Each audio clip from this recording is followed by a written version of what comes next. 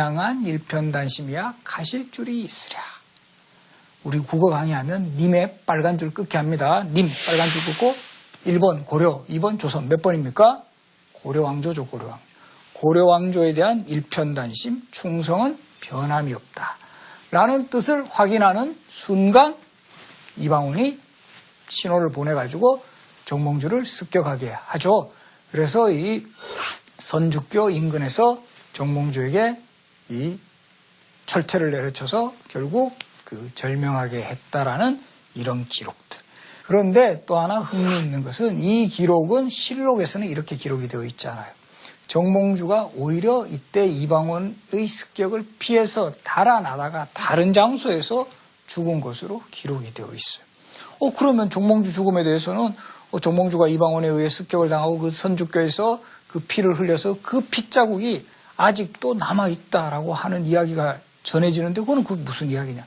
이 이야기는 주로 야사에 전해지는 이야기고 실제 지금 또 북한의 그 개성 지역을 그 방문을 하면 그 선주교의 그 핏자국을 이야기를 한다고 합니다.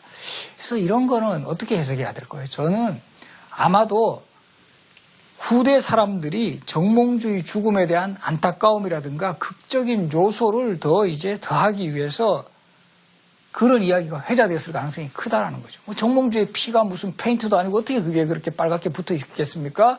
그런데 뭔가 그때 붉은 자국이 있었던 것이 나타났을 거고 그 사람들이 저건 억울한 그 정몽주 선생의 죽음을 상징하는 거다.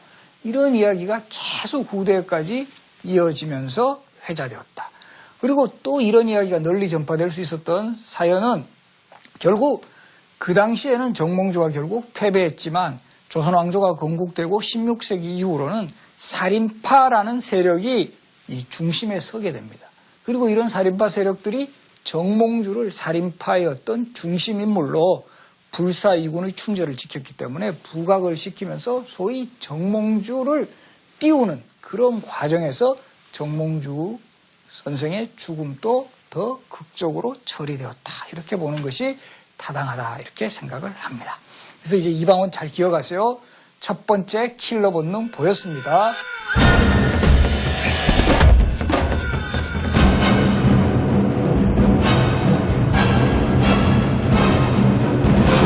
두 번째 목표가 또 다가옵니다. 이번에 목표는 누구냐 하면 조선이 건국되고 났습니다.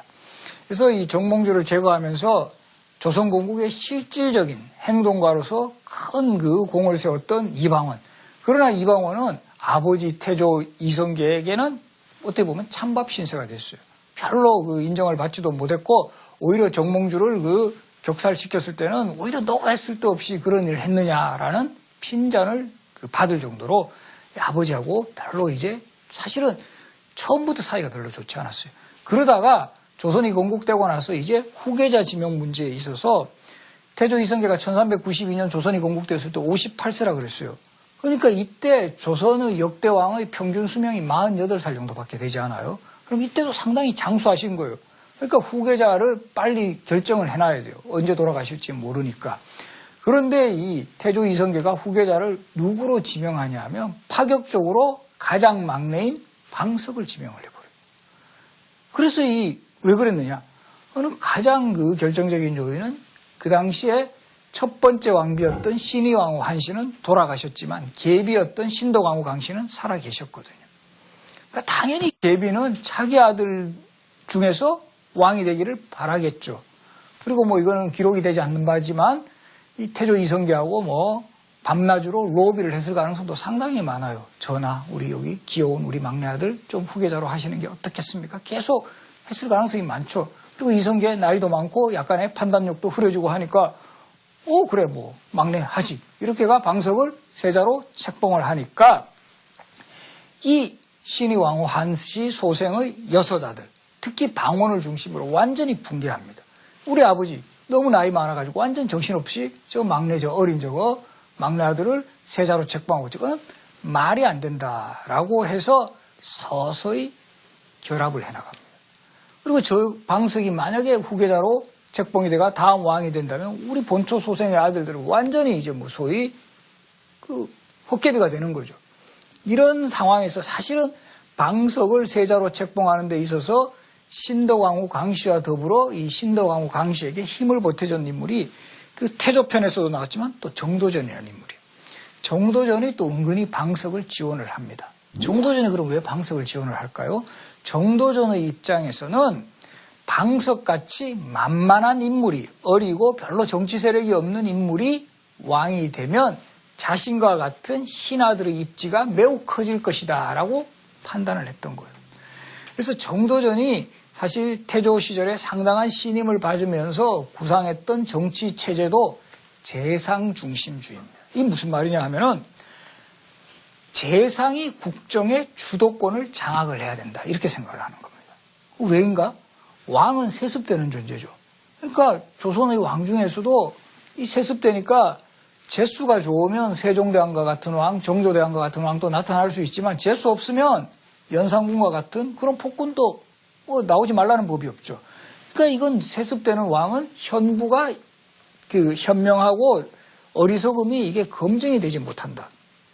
그래서 그 나라에서 최고로 똑똑한 재상을 발탁을 해서 그 사람에게 정치의 정권을 주면 훨씬 정치를 효율적으로 운영할 수 있다. 이런 생각을 했던 인물이 정도전입니다. 그런 생각 구도에서 조금은 힘없고 허약한 왕을 왕위로 올려놓고 자신과 같은 재상들이 실권을 행사하겠다라는 이런 생각을 가진 거죠. 이런 정도전의 위험한 구상을 가장 적극적으로 반박했던 인물이 바로 이방원 태종입니다.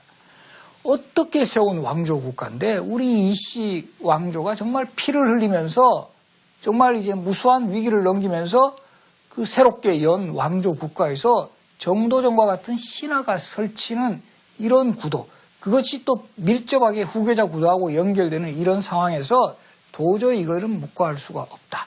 여기에 또 하나 정도전과 이방원이 갈등을 빚는 요소가 나옵니다. 그래서 뭐냐면 정도전이 태조 이성계의 신임을 받아서 강력한 그 군사권을 행사를 할 때 정도전은 사병 혁파에 났어요. 특히 왕자들이 보유한 사병들.